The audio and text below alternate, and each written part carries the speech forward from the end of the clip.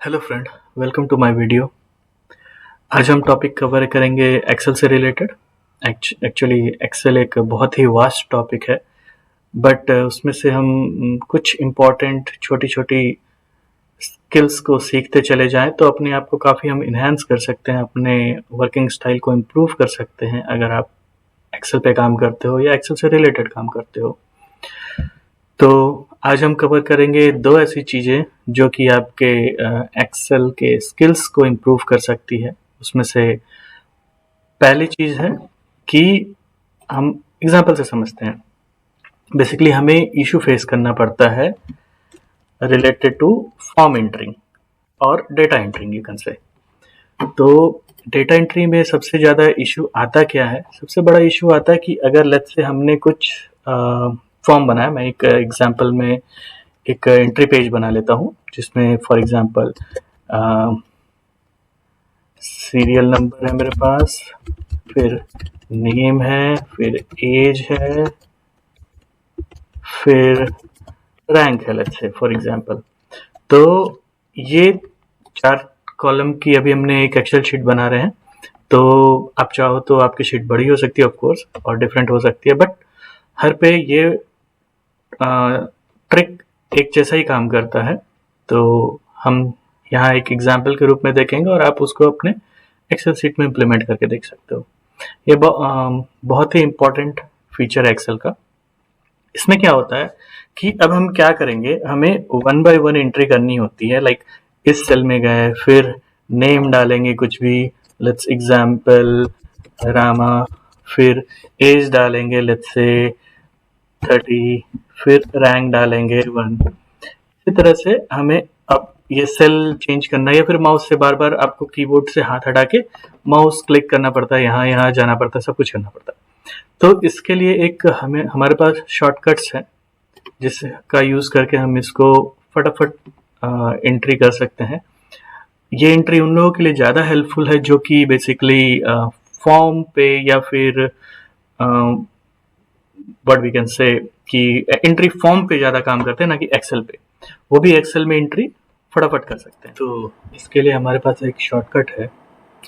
उस शॉर्टकट को बेसिकली हमें इनेबल करना पड़ेगा। तो उसके लिए सबसे पहले हम यहाँ पे क्विक मेन्यू में जाएंगे और ऑप्शन सेलेक्ट करेंगे मोर कमांड्स का।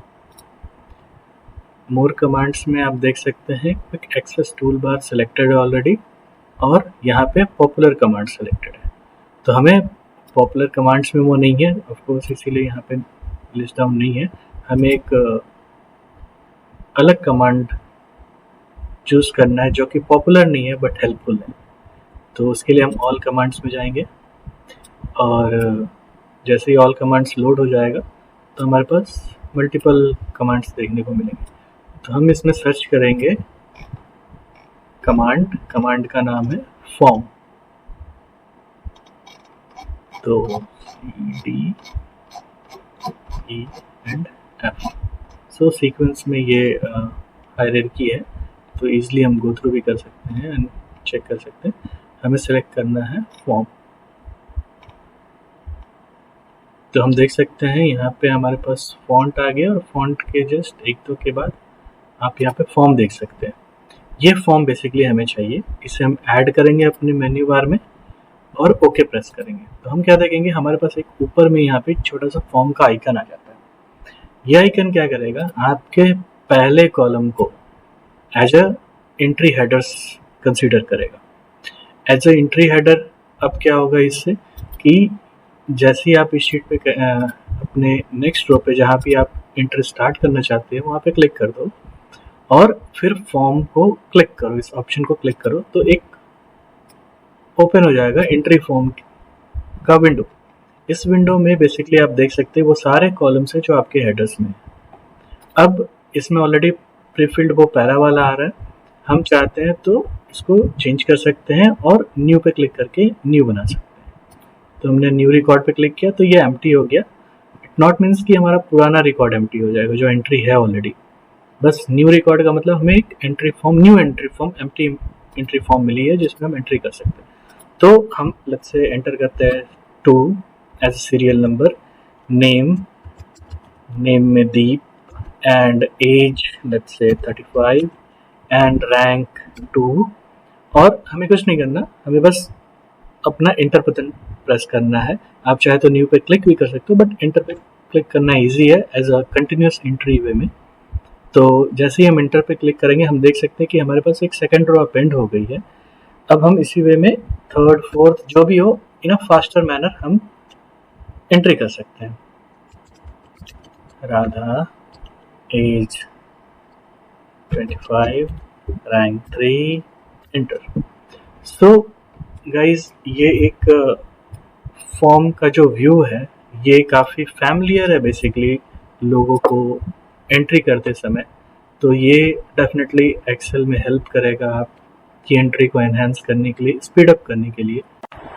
तो गाइज ये तो हो गया पहला तरीका जो हम डिस्कस करने वाले थे। पहले ऑप्शन को डिस्कस किया हमने कि हम एक्सेल में फॉर्म के हेल्प के थ्रू एंट्री कैसे करें इन अ क्विक वे। जो दूसरा पॉइंट मैं डिस्कस करने वाला हूँ वो है बेसिकली कॉलम रीसाइजिंग से रिलेटेड। हमने अक्सर देखा है कि एक्सेल में एंट्री करते टाइम कॉलम ओवरलैप का इशू आता है। वो क्या है, हम एक एग्जांपल से समझते हैं। लेट्स से इस कॉलम में मेरे पास इतनी विड्थ है जो मुझे दिख रही है फिजिकली एफ में, तो हम इसमें कुछ सेंटेंस लिखते हैं, कुछ वर्ड लिखते हैं जो कि इस एफ के विड्थ से, करंट विड्थ से थोड़ा सा बड़ा निकले। Like Ram is a good boy.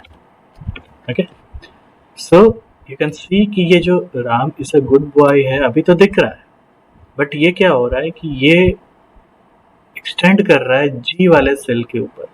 अगर हम एफ के बाद जी में कुछ लिखना चाहे पहले रो में तो अभी कैसा दिखेगा। लेट्स से हम लिखते हैं यस इज।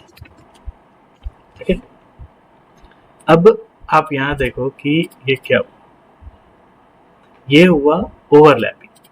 अब हम पढ़ नहीं पा रहे। ऑफकोर्स ये बहुत आसान है कि आप इसको ड्रैग करके इसके विड्थ को बढ़ा सकते हो, घटा सकते हो, जो भी कर सकते हो, बट हम इतना सिंपल होता तो यहाँ डिस्कस नहीं कर रहे थे।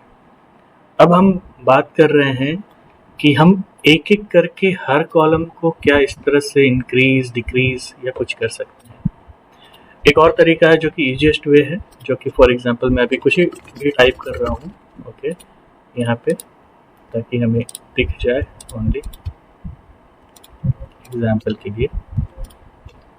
तो एक तो तरीका है कि सारे को सेलेक्ट कर लो एक साथ यहाँ से, उसके बाद डबल क्लिक करो किसी भी एक सेल पे तो ये सब के सब फॉर्मेट हो जाएंगे। लेकिन अगेन ये तब हेल्पफुल है जब हमारे पास ऑलरेडी सारी एंट्री अवेलेबल है।